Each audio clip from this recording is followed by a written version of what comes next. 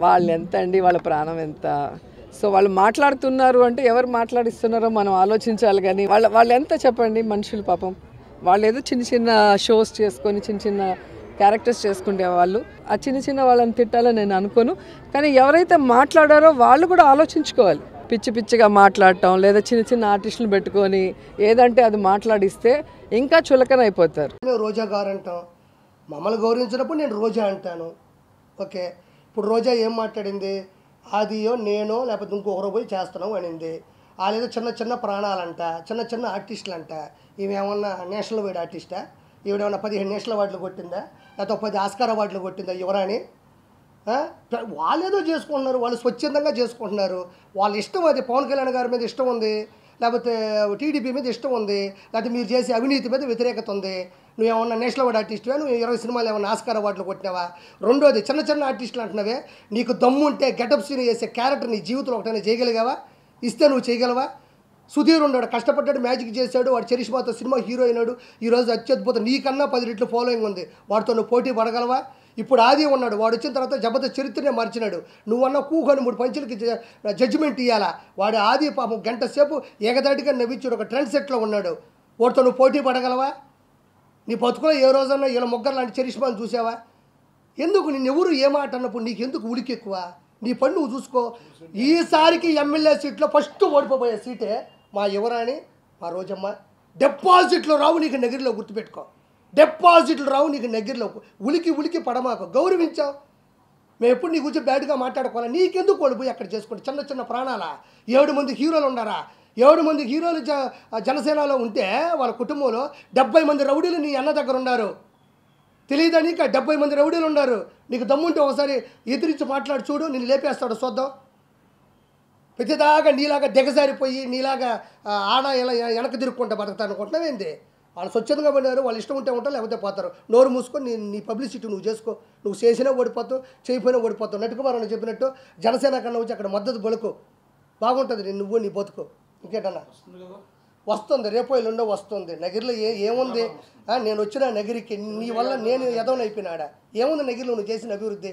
వారం పెడితే చాలు, నీ అంత తాళపాక అన్నం వెళ్ళినట్టు వెళ్తుంటావు పైకి. వెంకటేశ్వర స్వామి అంటే అంత ఇష్టం, అంత ప్రేమ ఉన్నప్పుడు అన్న చేసే దుర్మార్గాన్ని ఎందుకు అడగలేకపోతున్నావు? 30 మంది కావాలి నీకు, ఒకరు కాదు. అమ్మ పెద్ద టీం నీకు, తిరుమల టీం ఉంటుంది నీకు, వేసుకొని పోతా ఉండాలా. తిరుమలకి అన్నకి సామాన్య భక్తుడు తిరుమలకి వెళ్తే నీ అన్నకి ఇష్టం ఉండదు. ఎందుకంటే పాపం వాడి దగ్గర 1 రూపాయి డబ్బులు ఉండవు, వాడు అన్నదానం తింటాడు, హుండీలో డబ్బులు లేడు పాపం. మీ అన్న 30,000 పెట్టి వెంకటేశ్వర స్వామి దగ్గరకు వచ్చినాడే గొప్పవాడు. ఉండు నీకు జూన్ 4వ తారీఖు మొత్తం అందరి లెక్కలు జాలస్తాము. మేము ఇక్కడ ఫస్ట్ అసలు స్టార్స్లా రాలేదండి, మేము పవన్ కళ్యాణ్ గారి అభిమానులుగా వచ్చామన్నమాట. ఇంకా మేము జబర్దస్త్ లేకపోతే ఈ సినిమాల్లో చేయక ముందు నుంచి ఫస్ట్ నుంచి మేము చిరంజీవి గారికి పవన్ కళ్యాణ్ గారికి అభిమానులు. సో మేమేమి ఇక్కడ యాక్టర్స్లా రాలేదు, ఆయన అభిమానిగా వచ్చి ఆయన కోసం ప్రచారం చేస్తున్నాం అంతే. రోజా గారు వాళ్ళ ప్రాణం అనగా ఎంత పాపం, వాళ్ళు ఏదో చిన్న చిన్న జబర్దస్త్ స్కిట్స్ గట్రా చేసుకుని వాళ్ళకి భయం సినిమా ఇండస్ట్రీలో. ఎందుకంటే వాళ్ళదంతా పెద్ద గ్రూపు, బోల్డ్ సినిమాలు, బోల్డ్ హీరోలు.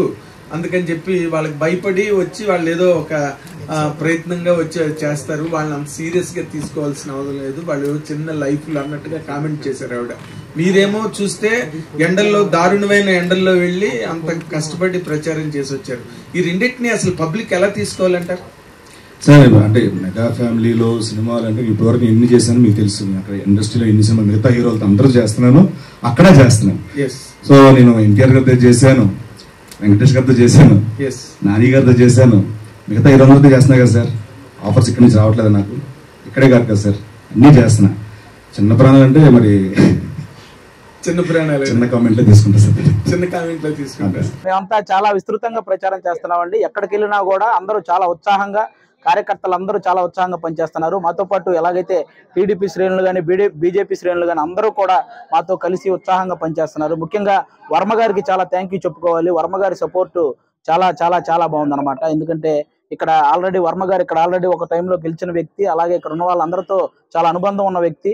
ఆయన కూడా పవన్ కళ్యాణ్ గారికి చాలా సపోర్ట్ చేస్తున్నారు. అలాగే బీజేపీకి సంబంధించిన వాళ్ళు కూడా చాలా సపోర్ట్ చేస్తున్నారు.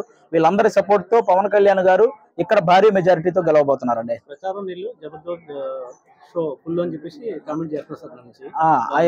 జనరల్ గా చెప్తున్నానండి, కమెడియన్స్ అనేది మేము ప్రొఫెషనల్ గా కమెడియన్ అండి, వాళ్ళలాగా పొలిటికల్ కమెడియన్స్ అయితే కాదండి. బాగున్నారా? నేనమ్మా మీ కుమారి ఆంటీని. కుమారి ఆంటీ ఏంటి హైదరాబాద్ నుంచి ఇక్కడికి వచ్చిందని అనుకుంటున్నారా? రావాల్సి వచ్చిందండి. ఎందుకంటే 15 సంవత్సరాల కింద గుడివాడ ఎలా ఉందో ఇప్పుడు కూడా గుడివాడ అలాగే ఉందండి.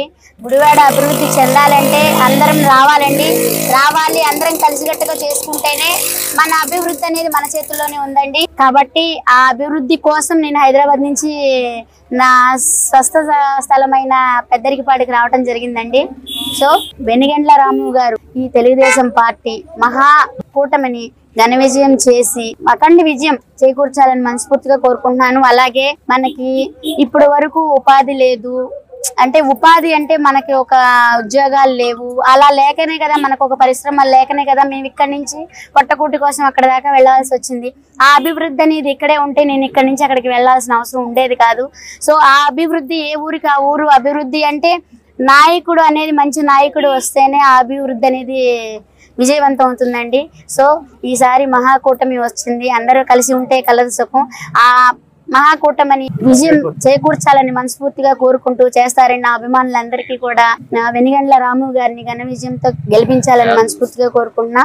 అలాగే గ్లాసు గుర్తైన బాలా శౌర్య గారిని కూడా గెలిపించాలని మనస్ఫూర్తిగా కోరుకుంటున్నానండి. ఈసారి గనక మనం ఇట్లాగే ఉంటే ఎప్పుడు ఇక గుడివాడ ఎలా ఉందో 15 సంవత్సరాల నుంచి నేను ఇక్కడ లేని 15 సంవత్సరాల నుంచి ఎలా ఉందో అప్పటి నుంచి ఇప్పటి వరకు అలాగే ఉందండి. ఈ గుడివాడను అనేది మనం అభివృద్ధి చేసుకోవాలంటే ఖచ్చితంగా గెలిపించుకోవాలండి. అలాగే ఈ సందర్భంగా నేను మన అందరినీ కూడా కోరుకుంటున్నానండి, మన నాయకులైనటువంటి వాళ్ళందరికీ కూడా ఉపాధి లేని వాళ్ళకి ఉపాధి కల్పించాలని, ఉద్యోగాలు లేని వాళ్ళకి ఉద్యోగాలు కల్పించాలని. అనారోగ్యం అనేది చాలా మంది బాధపడుతున్నారండి. ఎందుకంటే మా నాన్నగారిని నేను పోగొట్టుకున్నానండి. ఇక్కడ ఆరోగ్యం ఇది చికిత్స సరిగ్గా లేక హైదరాబాద్ తీసుకొచ్చి హైదరాబాద్లో జాయిన్ చేసుకున్నప్పటికీ అప్పటికే చేయి దాటిపోయిందండి. అలా పోగొట్టుకున్నాను కాబట్టి వెంటనే స్పందించాలని ఇప్పుడు హైదరాబాద్లో నేను మొన్న ఒక పాపకండి హార్ట్ ప్రాబ్లం ఉందని చెప్పి ఒకళ్ళు నా దగ్గరికి వచ్చారండి. సీఎం గారండి రేవంత్ రెడ్డి గారు వెంటనే స్పందించారండి. నా ద్వారా ఒక పాపకి హెల్ప్ జరుగుతున్నందుకు నాకు చాలా సంతోషంగా ఉంది. అలాగే మన గుడివాడ నియోజకవర్గంలో కూడా రాము గారు కూడా అలాంటి వ్యక్తి అండి. మీరు మహేష్ బాబు గారి సినిమా అది చూసే ఉంటారు, మహర్షి సినిమా. దాంట్లో ఎలా అయితే ఆయన విదేశాల నుంచి వచ్చి పేద ప్రజలకు ఎలా అయితే చేశారో అలాంటి వ్యక్తేనండి. అది సినిమా అండి, ఇది రియల్ అండి. ఈ రియల్ నిజం చేసుకోవాలంటే మనం ఖచ్చితంగా వెనిగండ్ల రాము గారిని గెలిపించుకోవాలండి. ఓటర్ మహాశీలారా, మీరు ఒక్కటి మాత్రం అర్థం చేసుకోండి. 5 సంవత్సరాలకు ఒకసారి వచ్చే ఈ ఎలక్షన్లో మీ దగ్గర ఒక ఆయుధం ఉంది, అదే ఓటు అనే ఆయుధం.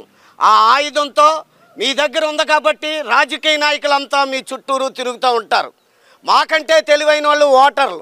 ఒక్కసారి ఆలోచించండి ఓటర్ మహాశీలారా, ఈ ఆయుధంతో మీరు ఒక మంచి వ్యక్తిని గెలిపించుకునే అవకాశం మీ చేతికి వచ్చింది. కూటమి ఏపీకి రావడం మనం చేసుకున్న అదృష్టం. అభివృద్ధికి మూలం చంద్రబాబు నాయుడు గారు. ఆకలన్నా అన్యాయం ఉన్నా సరే ముందుండే వ్యక్తి పవన్ కళ్యాణ్ గారు.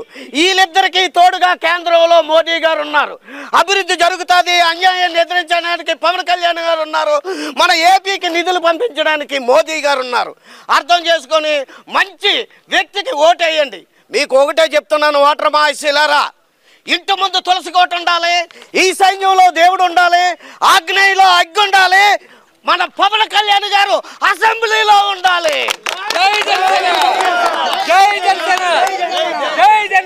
ఓటర్ మహాశీలారా, చర్చిలో యేసుప్రభు ఉండాలి, మసీదులో అల్లా ఉండాలి, తిరుపతిలో వెంకన్న బాబు ఉండాలి, మన అసెంబ్లీలో పవన్ కళ్యాణ్ గారు ఉండాలి. ఓటర్ మహాశీలారా, ఒకటి అర్థం చేసుకోండి, మీకు ఫ్రీగా మీ ఇంట్లో 3 గ్యాస్ బండలు ఉండాలి, ఆడవారంతా ఆర్టీసీ బస్సులో ఫ్రీగా ప్రయాణం చేయాలి. ఇవన్నీ జరగాలంటే అసెంబ్లీలో పవన్ కళ్యాణ్ గారు ఉండాలి.